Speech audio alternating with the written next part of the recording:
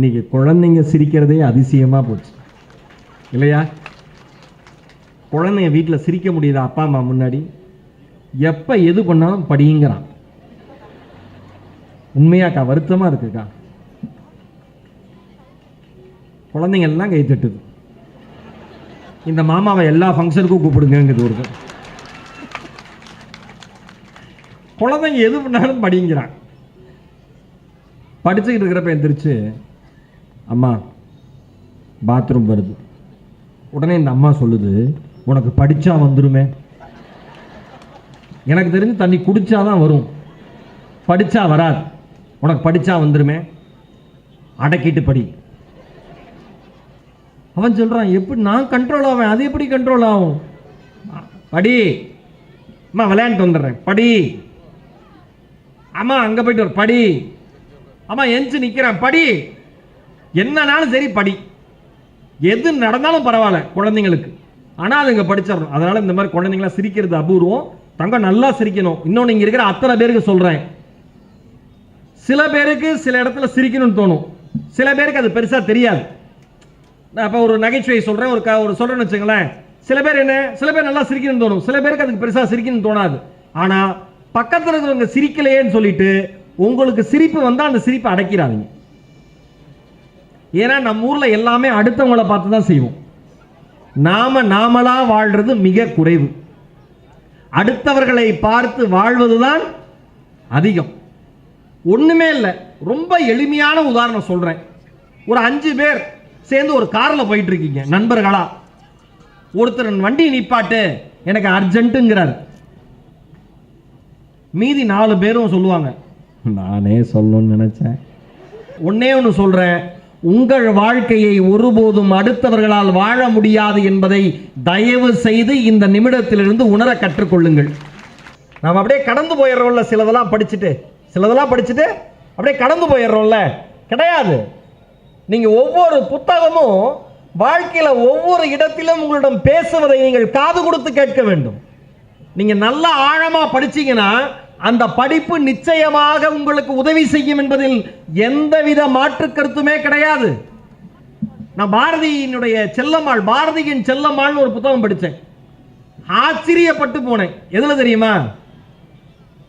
பாரதி என்கிற மகாகவியனை பார்த்து அல்ல, செல்லம்மாள் என்கிற ஒரு அற்புதமான மனுஷி இல்லைனா பாரதி என்பவருடைய வரலாறு பாதியாக குறைந்திருக்கும் என்பது செல்லம்மாளை படித்தவர்களுக்கு மட்டுமே நன்றாக தெரியும்.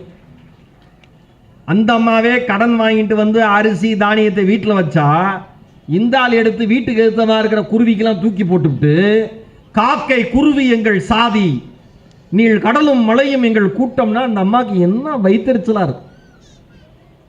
வாங்கிட்டு வந்ததே ஓசி, அதை தூக்கி போட்டு பாட்டு வேற பாடுறையான். இப்ப பாரதியும் செல்லம்மாளும் நீங்க 2 பேர் நினைச்சுங்க, உங்க வீட்டில் எப்படி இருக்கும்? பாரதி நிலைமை பரிதாபமா இருந்திருக்கும். சரியா? ஆனா பாரதி கடற்கரைக்கு போயிருக்காரு. அங்க ஒரு குழந்தை கைவிடப்பட்டிருக்கு. அந்த குழந்தையை கூட்டிட்டு வராரு. அவன் உடம்புல சிரங்கும் புண்ணும் அப்படியே புறையோடி கிடக்கு. அந்த குழந்தையை கூட்டிட்டு வந்து, யாராலோ கைவிடப்பட்ட இந்த குழந்தை, இது நம்ம வீட்டில் வளரட்டும் செல்லம்மா, இவளை நீ பார்த்துக்கோ, நம்ம குழந்தை மாதிரி பார்த்துக்கோங்கிறாரு. பெயர் என்னன்னு கேட்கிறாங்க. சமத்துவம்னு பெயர் வையுங்கிறாரு பாரதி. ஏன்? என்னைக்குமே சமத்துவம் வீதியில தான் இருக்கும், உள்ள வரவே வராது. சமத்துவம்னு பேரை வையே அப்படிங்கிறாரு. இதுல என்ன ஒரு அழகு தெரியுமா? ஒரு கணவன் சிந்திப்பது மாதிரி மனைவி சிந்திப்பதும் நல்ல விஷயத்துக்கு. முரண்பாடான கருத்துக்கள் நல்லது, ஆனா ஒரு நல்ல விஷயத்துக்கு முரண்பாடா இருக்கக்கூடாது எப்பயுமே. அப்பா அம்மா சிந்திக்கிற மாதிரியே குழந்தைங்க அதை ஏத்துக்கிறது மாதிரி ஒரு குடும்பத்தில் ஒரு பேரானந்தம் எதுவுமே கிடையாது. கரெக்டா? இவ எதுக்கு இந்த குழந்தைன்னு பாரதியோட குழந்தைங்க கேட்டிருந்தா, வீட்டுக்குள்ள வந்துருச்சு, பார்த்து வளர்க்கிறா செல்லம்மாள். புதுவையில சமத்துவம் கூணி குறுகி போய் தன்னுடைய எண்ணத்தால் சிந்தனையால் நாம வாழ்க்கையில இப்படி இருக்கோம், திடீர்னு ஒரு வீட்டுக்குள்ள வந்துட்டோமே, இவ்வளவு பெரிய கவிஞர் வேற கூட்டிட்டு வந்துட்டாரேன்னு அவன் அப்படியே ஒரு ஓரமா உட்கார்ந்து இருக்கான். அதற்கு பாரதியுடைய குழந்தை ரொம்ப அழகா சொன்னாலாம், தங்கம்மாள் சொன்னாலாம், சமத்துவம் என்னைக்குமே ஒதுங்கி இருக்க கூடாது, சேர்ந்து இருக்கணும், வா சேர்ந்து சாப்பிடலான்னு. எவ்வளவு அழகு பாருங்களேன், எவ்வளவு அழகு. இதுதாங்க, இதுக்கு தான் படிக்கணுங்கிறது, வேற ஒண்ணுமே இல்லை. நம்ம ஊர்ல, நம்ம நாட்டுல, நம்ம மொழியில இவ்வளவு பெரிய விஷயங்கள் இருக்கா? நம்ம கவிஞன் இப்படி வாழ்ந்திருக்கானா? இவன் இவன் நாம வாழ்ந்த வரலாறுல இவன் வரலாறை படிச்சதே நமக்கு பெரிய பெருமை அப்படின்னு எப்ப தெரியும்? படிச்சா மட்டும்தானே தெரியும். படிச்சா மட்டும்தானே தெரியும். ஒரு இங்க நான் வந்து யூடியூப்ல பார்த்தேன். பா 2 கிழவிங்க பேசுற மாதிரி அந்த பிள்ளை பார்க்காம மூஞ்ச திருப்பி இங்க பாருடி. நீங்க என்ன பண்றீங்க தெரியுமா? 2 பேரும் பேசுங்க, அடுத்தவங்களுக்கு கேட்காத மாதிரி பேசு. ஓகேவா? பொறுமையா பேசு. என்னடா தங்கம், என்ன குழந்தைங்களை எப்பயுமே நாம பேசாத அப்படின்னா நம்மளை முடிச்சு விட்டுட்டு தான் அடுத்த வேலை பார்க்கும். இங்க இருக்கிற பேரண்ட்ஸுக்கெல்லாம் சொல்றேன், எல்லா பெற்றோர்களுக்கெல்லாம் குழந்தைங்களா கொஞ்சம் நடத்துறதுக்கு எல்லாருமே கத்துக்கணும். அதனால அதுங்களை பேசுங்கன்னா இப்ப அது போய் என்ன சொல்லும், அந்த மாமா யாருன்னு தெரியல, நல்லவர் பேசுங்கன்னு சொன்னாரு, ஆனா மெதுவா பேசுங்கன்னு சொன்னாருங்க. அவ்வளவுதான். அதோட அது வழியிலேயே போயும். சார் நான் என்ன சொல்றேன், வாழ்க்கை ரொம்ப எளிமையானதுங்க. வாழ்க்கை ரொம்ப எளிமையானது. அதை அதிகமா சிக்கலுக்கு உள்ளாக்குறது யாரு? நாம தான். நாம மட்டும்தான். ஒண்ணும் இல்லை. இப்ப நீங்க புத்தக திருவிழாக்கு வரீங்க, வண்டி எடுத்துட்டு உள்ள வரீங்க, ஏத்த மாதிரி ஒருத்தர் வந்துட்டாரு, தெரியாம 2 பேரும் 2 வீலர்ல மோதிக்கிட்டீங்க. தெரியாம 2 பேரும் 2 வீலர்ல மோதிக்கிட்டீங்க. பார்த்து போங்க சார். சார் நீங்களும் பார்த்து போங்க சார். இப்படி 2 பேரும் பேசியிருப்பாங்க. வந்தது புத்தக திருவிழாவுக்கு, இப்படி 2 பேரும் பேசியிருப்பாங்களா? புத்தக திருவிழாவில் அவ்வளோ அறிவை சேகரிச்சுட்டு, ஆனால் இவ்வளோ பேர் எழுதியிருக்கானே, இதில் 10 புத்தகத்தை கூட நம்ம படிக்கலன்னு வெக்கப்பட்டு வேதனைப்பட்டு வெளில போகணும். படிக்கிறதுக்காக ஒருத்தர் உள்ள வரணும்.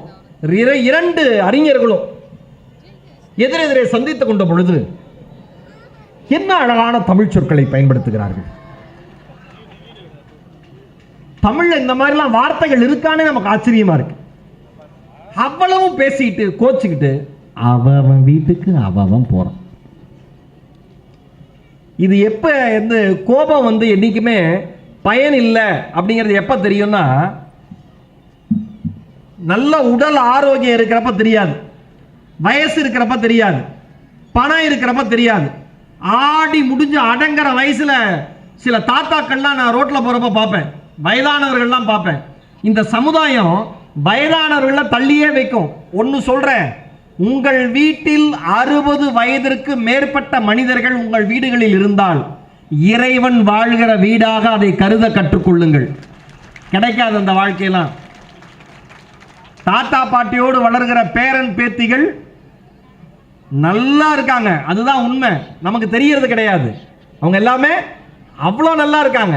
இந்த வயதானவர்கள் வந்து அப்படியே இந்த போறப்பெல்லாம் சில பேர் ஓய் ஓய் ஓய்னு ஆறு அடிப்பான்ல, பயங்கரமா போவாங்க, என்ன இருந்தாலும் அப்படிலாம் கோச்சுக்குவாங்க.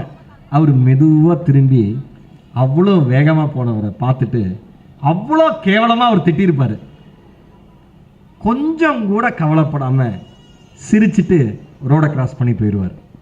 இவன் கார்ல உட்காந்துட்டு பைக்ல உட்காந்துட்டு சொல்லுவான், போய் தொலைய வேண்டியதான் இருந்தாலாம் அவன் சொல்லுவான். அவர் என்ன தெரியுமா நினைப்பாரு, இதை விட வேகமா போனவன், இதை விட வேகமா போனவன் நான், நீ என்னடா நான் கொய்யின்னு என்கிட்டயே வந்து ஆரன் அடிச்சுட்டு என்னையே திட்டிட்டு நான் யாருன்னு விழுப்புரத்தில் இறங்கி ஒரு 2 நிமிஷம் கேட்டேனா உன்னோட ஹாரன்னா என்ன நிலைமைக்கு வரும்னு தெரியும் பார். நாலடியாரில் ரொம்ப அழகான ஒரு வார்த்தை, ஒரு பாடல். கணம் கொண்டு சுற்றத்தார் கல் என்று அலற பிணம் கொண்டு காட்டு உயிப்பார் கண்டும் மனம் கொண்டீண்டு உண்டு உண்டு உண்டு என்னும் உணர்வினார் சாற்றுமே தொன் தொன் தொன் என்னும் பறை. இதுக்கு என்ன அர்த்தம்னா, கூட்டமா கூடி உறவினர்கள்லாம் அழறப்ப ஒரு பிணத்தை தூக்கி கொண்டு சுடுகாட்டுக்கு போற ஒரு கூட்டத்தை பார்த்து வாழ்க்கையே நிலை இல்லைன்னு நினைச்சப்பவும் கூட கல்யாணம் பண்ணா ஒருவேளை சந்தோஷமா இருப்போமோ அப்படின்னு நினைச்சு அவன் கல்யாணமும் பண்ணிக்கிட்டு வாழ்றானே. இந்த வாழ்க்கை, இந்த இன்பம் எதுவுமே நிலை இல்லைன்னு எப்போ தெரியுமாடா தெரியும்? சுடுகாட்டுக்கு ஒருத்தன் போறப்ப டொன் டொன் டொன் டொன்னு அடிச்சுட்டு போறான்ல, அந்த சத்தம் கேட்கிறப்பெல்லாம் அந்த கியூல நீயும் இருக்குங்கிறது உனக்கு தெரியும்டா. அதனால அமைதியா வாழ்ந்துட்டு போடான்னு நாலடியார் சொல்லுது. இந்த பாட்டை நான் எடுக்கிறப்ப பயந்துகிட்டே வந்தேன், என்ன நீங்க சுடுகாட்டுக்கு அனுப்பிடுவீங்களோன்னு, கேட்பீங்களோ கேட்க மாட்டீங்களோன்னு. ஆனால் எவ்வளோ அழகாக கேட்குறீங்க நாலடியாருங்கிறப்ப எனக்கு மகிழ்ச்சியாக இருக்கு. இது எனக்கு மகிழ்ச்சியை விட நாலடியாருக்கு விழுப்புரம் தந்த பெருமையாகவே நான் கருதுகிறேன். நிறைய பேர் என்ன சொல்லுவாங்கன்னா, இல்லைங்க இப்படிலாம் பேசுனா மக்கள் கேட்க மாட்டாங்கம்பாங்க. அவங்க என்ன கேட்குறாங்க கேட்க மாட்டாங்கிறது பேசுனா தானே தெரியும். தஞ்சாவூர் புத்தக திருவிழாவில் அக்கா ஹைக்கூ கவிதைகளை அடுக்குனாங்க. நான் அதை கேட்டுட்டு நான் அக்காவோட பேச்சை மட்டும் லைவ் ஸ்ட்ரீமில் எப்பயுமே பார்ப்பேன். ஏன்னா அப்படியே அக்கா சுட சுட அந்த ஆக்ரோஷமாக பேசுறதை கேட்கணுன்ட்டு அதை கேட்டுட்டு குஷி ஆயிடுச்சுங்க எனக்கு. ஏங்க ஒன்று சொல்லவா, எனக்கு எல்லாருமே கேட்பாங்க, மகேஷ் இந்த நம்ம ஆளுங்க கேட்குற கேள்விலாம் எப்படி இருக்கு பாருங்களேன். மகேஷ் இந்த இண்டஸ்ட்ரியிலே இருக்கீங்க, உங்களுக்கு எந்த கெட்ட பழக்கம் இல்லையா? டே, எந்த இண்டஸ்ட்ரியில் இருந்தாலும் கெட்ட பழக்கம் இருக்கக்கூடாது. இது என்ன இந்த இண்டஸ்ட்ரியில் இந்த இண்டஸ்ட்ரி என்ன கொண்ட வீணா போன இண்டஸ்ட்ரியா என்ன? இந்த 2 வருஷம் இந்த இண்டஸ்ட்ரி இல்லைன்னா பாதி பேர் வீட்டில் பைத்தியமா இருப்பான். டிவியும் சினிமாவும் இல்லைன்னா பாதி பேர் பைத்தியமா இருப்பான். பாதி பேர் பைத்தியங்கிறது தான் 2 வருஷத்தில் தெரிஞ்சது. இந்த லாக்டவுனில் நல்லா தெரிஞ்சிருச்சு. இந்த லாக்டவுன் பற்றி நான் சொல்லணும், நான் வந்துடுறேன். நான் அதுக்கு முன்னாடி இந்த கெட்ட பழக்கத்துக்கு வரேன். ஏன்னா இந்த இண்டஸ்ட்ரியில் இந்த கெட்ட பழக்கம் இல்லையா அப்படிம்பாங்களே. உங்களுக்கு எந்த கெட்ட பழக்கமே இல்லையா? எது உங்களுக்கு போதைன்னு கேட்பாங்க. எது உங்களுக்கு போதைன்னு கேட்பாங்க. சில பேருக்கு குடிக்கிறது போதை, சில பேருக்கு புகை பிடிக்கிறது போதை, சில பேருக்கு கஞ்சா உட்பட அந்த மாதிரி பொருட்களை உபயோகப்படுத்துறது போதை. எனக்கு எது தெரியுமா போதை? தமிழை படிப்பதும் நல்ல தமிழை பேசுபவர்களை கேட்பதும் எனக்கு போதை. அதான் எனக்கான போதை. கேட்டா உற்சாகமாயிரும் எனக்கு. எவ்வளவு சோர்வா இருந்தாலும் அக்கா ஹைக்கூ கவிதைகள் சொன்னோன்னே என்ன காரணம், அக்கா அதை சிராகிச்சு மறுபடியும் சொல்றாங்க. இதை விட என்னங்க சந்தோஷம்? நான் ஒன்று சொல்லவா, உலகத்தில் எந்த மொழியை பற்றியும் அந்த மொழியில் பிறந்தவர்கள் இருவர் பேசி பேசி மகிழ்ந்ததாய் வரலாறே கிடையாது. தமிழ் மொழிக்கு மட்டுமே இருக்கிற மாபெரும் ஒரு அழகு அது. கவிதையை பேசி சந்தோஷப்படலாம், கதையை பேசி சந்தோஷப்படலாம், கட்டுரைகள் பேசி சந்தோஷப்படலாம், சட்டசபையில் நடக்கிற விஷயத்தை பேசி சந்தோஷப்படலாம். ஒருத்தர் தலைவர்கள் எப்படி ஒருத்தருக்கு ஒருத்தர் அவங்களை அறிவை அடுத்தடுத்து காமிச்சுக்கிறாங்க. என்னங்க அது? இந்த மொழியை தாண்டி எதுங்க உலகத்தில் இருக்கு சந்தோஷம் இருக்கு? நாம என்ன பண்றோம்? புத்தக திருவிழாவுக்கு வந்தா என்னங்க பண்றோம்? நேரா புத்தக திருவிழாவுக்கு போய் புத்தகம் பார்த்து புத்தகம் வாங்குறோமா? அந்த புத்தகம் என்ன பேசுது? உள்ள வாங்கயா, தயவு செஞ்சு உள்ள வா, குடும்பத்தோட வர. ஐயோ டெல்லி அப்பளம் போறானே. நீ டெல்லி அப்பளம் சாப்பிடு, ஆனா அதை ரசிச்சு சாப்பிடு. அதுக்கு படிச்சாதான் ரசிக்க முடியும். படிச்சவன் தான் ரசிச்சு சாப்பிடுவான். உண்மையிலேயே நிறைய பேர்கிட்ட கேளுங்க, என்ன சாப்பிட்டீங்கன்னா தெரியாதம்மா. அவ்வளோ இந்தியாவில் முக்கியமான நபருவேன். ஏன்னா என்ன சாப்பிட்டானே தெரியாத அளவுக்கு இந்தியாவுக்காக உழைக்கிறான், தமிழ்நாட்டுக்காக உழைக்கிறான். என்ன சாப்பிட்டீங்க தெரியாது. அப்படி என்ன சார் பண்றீங்க தெரியாது. என்ன பண்றானு தெரியாது, என்ன சாப்பிட்டானு. டெல்லி அப்பளம் வாங்குறீங்களா, அதை கூட ரசிங்க. உண்மையிலேயே ஒன்று சொல்றேங்க, நீங்க ரசிக்கிற எல்லாமே வாழ்க்கையில் அழகுங்க. நீங்க ரசிக்கிற எல்லாமே வாழ்க்கையில் அழகு. இன்னொன்று சொல்லவா, ரசனைக்கும் பணத்துக்கும் சம்பந்தம் இல்லை. ரசனைக்கும் பணத்துக்கும் சம்பந்தமே கிடையாது. எது ரசனை தெரியுமா? நான் அண்மையில் பார்த்த மிகச்சிறந்த கவிதை படித்த இல்ல, நான் அண்மையில் பார்த்த மிகச்சிறந்த கவிதை ஒன்று சொல்லவா. ஒரு குளம் அவ்வளோ சேறு சகதியுமா இருக்கு. அதுல ஒரு எருமை மாடு. அந்த எருமை மாடை மேய்க்கிற சிறுவன் அந்த எருமை மாட்டுக்கு மேல கால் போட்டு இப்படி படுத்திருக்கான்.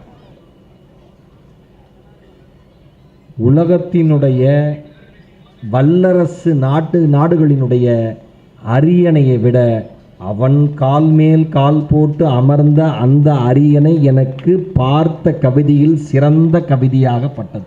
இவ்வளவுதான் வாழ்க்கையை ரசிக்கிறதுக்கு வேணும். பணம் நிறைய பேர் என்ன நினச்சிக்கிறான், 15 ஊருக்கு போகணும், வெளிநாடு போகணும், ஏற்காடு போகணும், கொடைக்கானல் போகணும், எல்லாம் போறீங்க. கண்ணாலையா பார்க்குறீங்க உலகத்தை? ஊட்டிக்கு போய் ஃபோன்லேயே ஊட்டியை பார்க்குறாங்க.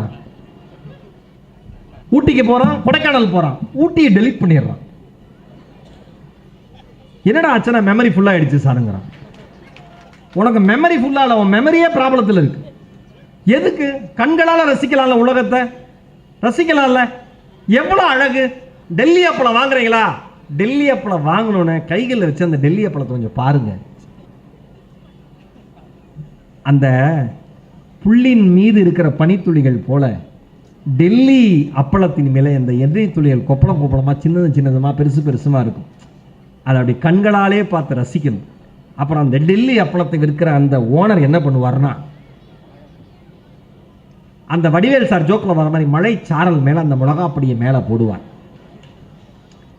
அந்தி வானம் சிவக்கிற பொழுது அங்கொன்றும் இங்கொன்றுமாக வானம் சிவந்திருப்பது போல அந்த டெல்லி அப்பளத்தின் மேலே விழுந்த அந்த மிளகாப்பொடி தூவல் பார்க்கவே அவ்வளோ அழகாக இருக்கும். முதல்ல அதை பார்க்கணும், ரசிக்கணும். இது நடந்துட்டு இருக்கிறப்பயே காத்தடிச்சு பாதி அப்பளம் விழுந்துரும். மனுஷன் புத்தி என்னன்னா, கையில் அவ்வளோ பெரிய அப்பளம் இருக்கும், அதை சாப்பிடலாமேன்னு சந்தோஷப்பட மாட்டான்.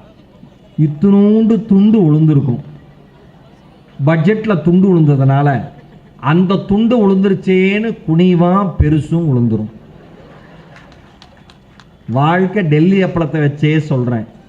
இருப்பதை வைத்து எவன் மகிழ்கிறானோ அவனுக்கே வாழ்க்கை சொர்க்கமாக அமைந்திருக்கிறது. அவ்வளோதான்.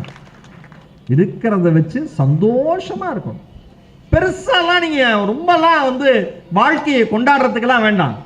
நீங்க எல்லாராலையும் ஒதுக்கப்பட்ட மனிதராக கூட இருக்கலாம். புத்தகங்கள் கையில இருந்தா அந்த புத்தகங்களுக்குள்ள, அந்த கதைகளுக்குள்ள, அந்த நாவலுக்குள்ள, அந்த கவிதைகளுக்குள்ள வாழ்கிற மனிதர்கள் உங்களுடைய நண்பர்கள் போலவே கூட வருவார்கள். புத்தகம் இருந்தா போதுங்க. அதை விட பெரிய சொத்து வாழ்க்கையில வேற எதுவுமே கிடையாது. படிக்க தான் எல்லாமே தெரிஞ்சுக்கலாம். நாகூர் ரூமி ஐயா எனக்கு ரொம்ப பிடிச்ச எழுத்தாளர். அவர் அந்த சின்ன மனசுக்குள் சீன பெருஞ்சுவர்ல காந்தியடிகள் பத்தி ஒரு விஷயம் எழுதியிருந்தார். காந்தியடிகளை பிடிக்காத ஒருத்தன் அவரை பத்தி கடிதம் எழுதியிருந்தானோ, பக்கமா வசைபாடு எழுதியிருந்தானோ, திட்டி எழுதியிருந்தானோ. காந்தியடிகள் எல்லாம் படிச்சுட்டு அவருக்கு ஒரு பதில் கடிதம் அனுப்பினாராம். நண்பரே, உங்கள் கடிதம் கிடைத்தது.